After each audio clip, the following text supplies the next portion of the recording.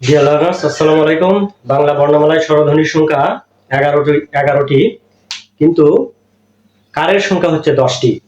কিন্তু অনেকেই বলতেছে কারের সংখ্যা 9টি, মানে দীর্ঘ ইকার বাদ দিচ্ছে। এটার ব্যাখ্যা আমি আজকে আলোচনা করব।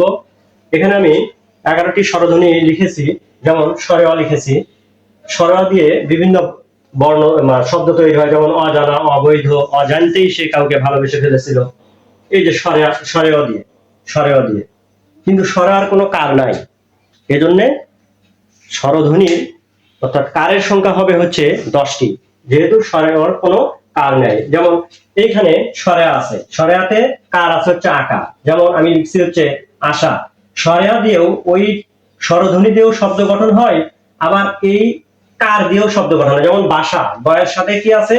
আকার আছে, বাসা।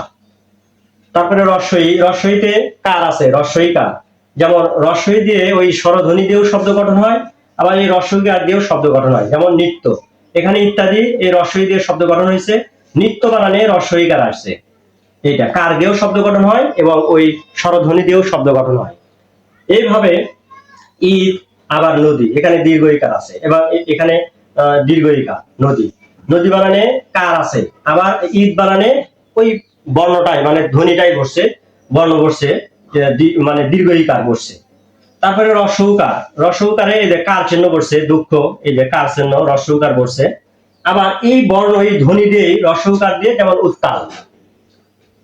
তারপরে দীর্ঘউকার, দূর, এই যে কার বসছে, আবার ওই দীর্ঘকার দিয়ে শব্দ গঠন হয়েছে উষালগ্ন।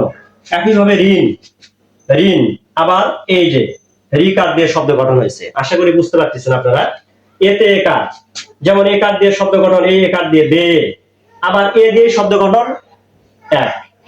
হ্যাঁ, অর্থাৎ এ স্বরধ্বনি দিয়েও শব্দ গঠন হবে, আবার কার দিয়েও শব্দ গঠন হবে। এইভাবে ওই কার, তৈল, ঐশী, এই যে ওই কার দিয়ে শব্দ গঠন, ঐশী, এই শব্দ, এই স্বরধ্বনি দিয়ে বা স্বরবর্ণ দিয়ে শব্দ গঠন হয়েছে, আবার কার দিয়েও শব্দ গঠন হয়েছে। তো তারপরে হচ্ছে যে ওকার, তোমার, এই যে ওকার, এখানে ওকার আছে, আবার ও মা, ও মা একই বিপদে পড়লাম, এই যে ও দিয়ে শব্দ গঠন, স্বরধ্বনি দিয়ে শব্দ গঠন হয়।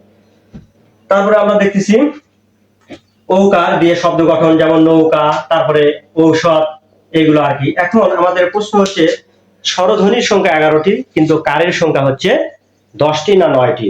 এখন আমাদের প্রশ্ন হচ্ছে যে আমাদের যদি বলে যে নদী বানান করো, তাহলে আমরা আমরা নদী বানানটা ঠিক এইভাবে লিখি, দন্ত ন দয় শিকারী, দয় দীর্ঘ নদী। আমরা কখনো বলি না যে নদী। এবার বলতেছে নারী, এইভাবে যদি আমরা লিখি, নারীর নারীত্ব থাকবে না। নদী বানান যদি এইভাবে কেউ লেখে, নদীর নদীত্ব থাকবে না। আসলে তখন আর নদী থাকবে না, অন্য কোনো কিছু হয়ে যাবে। অনেকে দীর্ঘ ইকারকে হ্রস্ব ইকার হিসেবে লিখতে চাচ্ছে। যদি দীর্ঘ ইকারকে হ্রস্ব ইকার হিসেবে লেখে, তাহলে কারের সংখ্যা 10টা থাকবে না, কারের সংখ্যা হয়ে যাচ্ছে 9টা। এজন্য আশা করব যদি আমরা কারের সংখ্যা 9টা করি, তাহলে বানান নিয়ে আমরা কনফিউশনে পড়ে যাবো। যেমন নদী বানান নিয়ে কনফিউশনে পড়ে যাবো, তারপর হচ্ছে নারী বানান নিয়ে কনফিউশনে পড়ে যাবো, নারী বানান, এই যে নারী। এখন ঈশ্বর বানান, এখন ঈশ্বর বানান কোনটা রাইট? দীর্ঘই, এটা যদি এখন দীর্ঘ ইকার বাদ দেয়, তাহলে ঈশ্বর, তখন আর এই ঈশ্বর আর ঈশ্বর থাকবে না, ঈশ্বর অন্য কোনো কিছু হয়ে যাবে। সো আশা করি বুঝতে পেরেছেন আমি কি বুঝাতে চাচ্ছি। অর্থাৎ কার, দীর্ঘ ইকার এবং হ্রস্ব ইকার দুটারই ব্যবহার হবে, আর যখনই দুটারই ব্যবহার হবে তখন কারের সংখ্যা হবে 10টি। সে একটা কার বাদ যাবে, সেটা হচ্ছে সরোয়ার কোনো কার নাই। এই দেখেন, সরোয়ার কোনো কার নাই। যদি কার থাকতো, কার দিয়ে শব্দ গঠন হতো। এখানে শুধু সরোয়া, ওই স্বরধ্বনি দিয়ে শব্দ গঠন হয়েছে, এই জন্য এই সরোয়াকে বলা হয় নীলিন বর্ণ বলা হয়। তো আজকে আমরা শিখলাম যে অবশ্যই স্বরধ্বনির সংখ্যা 11টি, কিন্তু কারের সংখ্যা অবশ্যই 10টি হবে। দীর্ঘ ইকার এবং হ্রস্ব ইকারের মধ্যে অবশ্যই পার্থক্য আছে।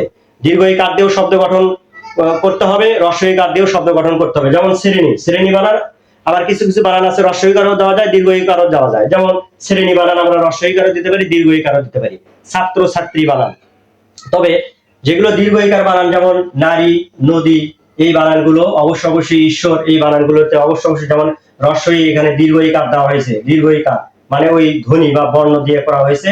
অপরদিকে নারী বানানে দীর্ঘ ইকার কার দিয়ে করা হয়েছে, নদী বানানে কার দিয়ে করা হয়েছে। অবশ্যই কার, অবশ্যই কারের সংখ্যা 10টি এবং ধ্বনির সংখ্যা 11টি। দীর্ঘ ইকার এবং হ্রস্ব ইকার দুটোরই ব্যবহার আছে। আমি আই রিপিট, দীর্ঘ ইকার এবং হ্রস্ব ইকারের ব্যবহার আছে। সো আমরা কখনোই এই দুইটা কারকে এক জায়গায় করব না, আলাদা আলাদা ভাবে আমরা আজকে শিখলাম যে কারের সংখ্যা 10টি। ধন্যবাদ সবাইকে, আসসালামু আলাইকুম।